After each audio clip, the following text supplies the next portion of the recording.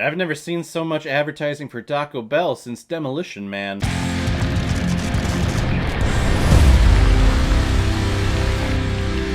Ideal Home, released in 2018 and is directed by Andrew Fleming, who has also directed such films like Bad Dreams, The Craft, Tick, The In-Laws, Nancy Drew, and Hamlet 2. And this film is starring Steve Coogan, Paul Rudd, and Jack Gore. And the reason why we're talking about Ideal Home today is because it was a PayPal recommendation and donation from one of my biggest supporters on this channel, Autumn Blood. Thank you so much for the recommendation and donation that you gave me for this movie, and I'm very happy that you sent it my way because I believe I've always heard about this movie, or I've seen the poster, or maybe I've seen a couple of scenes of Paul Rudd of being part of a gay couple. I've just never watched the entire movie, and gotta say, I'm glad I did. Erasmus and Paul are a gay couple whose world gets turned upside down by the arrival of their grandson, Bill. And Bill has arrived because his mother has passed away and his father was recently put in jail. But now is not the best time for Erasmus and Paul to have a kid in the house, as their relationship is straining as well. So the couple is gonna have to figure out how to re-fall in love with each other, while also opening up their hearts to young little Bill, and hopefully one day become a family. I'm always very happy whenever I get to watch a movie starring Steve Coogan, because he is a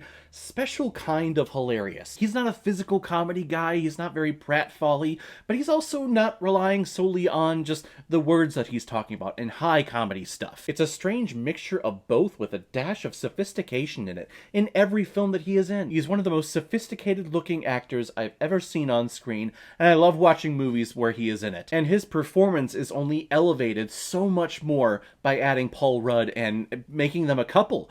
They have tremendous chemistry with each other. Some of the best chemistry I've ever seen on screen. And I love when I see actors take on roles like this and do it from a place of respect. Are both Steve Coogan and Paul Rudd gay? No. But they take on these roles to perform as these gay people, and they don't play it as, you know, it's funny. And they don't play it as, ooh, this is risque. No, they play them as people. I grew up in the 90s, and I grew up in a household where being gay and being homosexual was a terrible thing. You shouldn't be that. And if there was going to be a character in a film or in a story that was gay, well, they were the side character, and they were looked down upon, or they were seen as being weird. They don't fit into society. So I love seeing films like this where it goes, no, being gay is normal. You don't need to do anything special to become gay. You're just gay. Gay is fine. Gay is normal. Let's get over it. And I feel like that is the message now, and we've come a long way. We've progressed a lot as a society. Of course, we're not 100% there, but I feel our culture and society has come a long way with accepting the homosexual community. Part of me wishes that I was born in like the last 10 years so I could be a part of that community and not from the 90s where everything was like, ooh, you're gay? No. I think I've told this story before, but in my household, if you ever mentioned the word gay, my mom always said it as a whisper because, you know, you don't want the man upstairs to hear it. Well, you know our organist from our church, you know he's gay.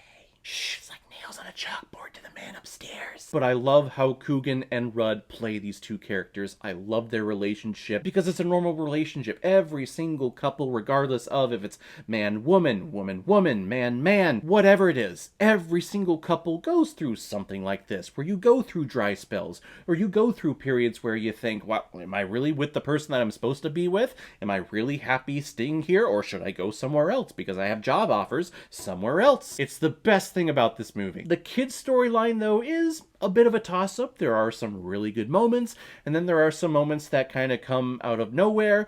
There's a relationship that builds, but you don't see the building of the kid with the two dads to where he actually starts liking them. It just kind of happens.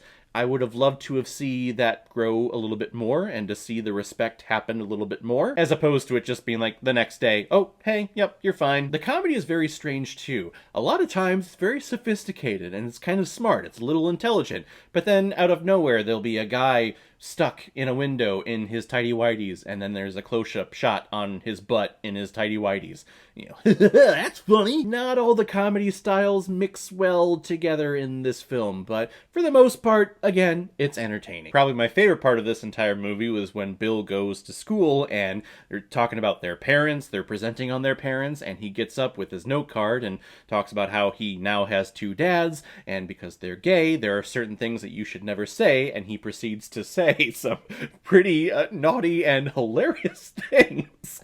That actually Paul Rudd and Steve Coogan are called into the principal's office so that they're told what Bill said, and they crack up and they start laughing. And I feel like that's how I would be as a parent. I would be a terrible parent because my kids would be cussing all the time. And if I was called into the principal's office to say, hey, he was saying S-H-I-T in class and you can't say that, I'd be the one parent that would sit there and go, what, you mean shit?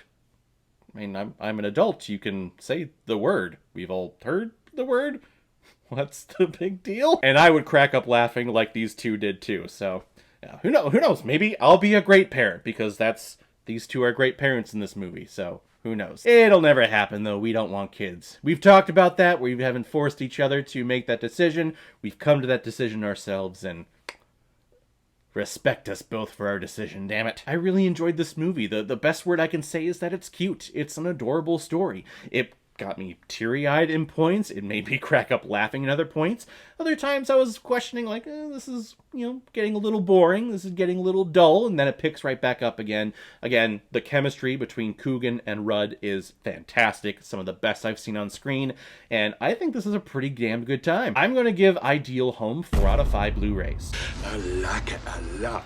Alright everyone, now comes my favorite part of my videos where I pick which movie I'm going to be watching next, and the next one is another recommendation from Autumn Blood. I decided to review this one, Autumn, because, well, the first day of spring is this weekend on March 20th, and this movie's title is Spring, so why not talk about spring when spring is happening? It's supposed to be a horror romance film, which I have no idea what that means.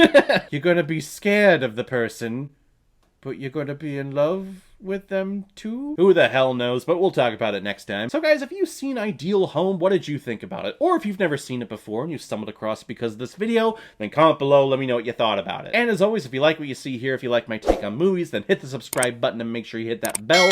See you on the next time I release my next movie review. So guys, I will see you next time with my review of Spring. So in the meantime, be well, be good to each other, and go watch a movie. Take care, guys.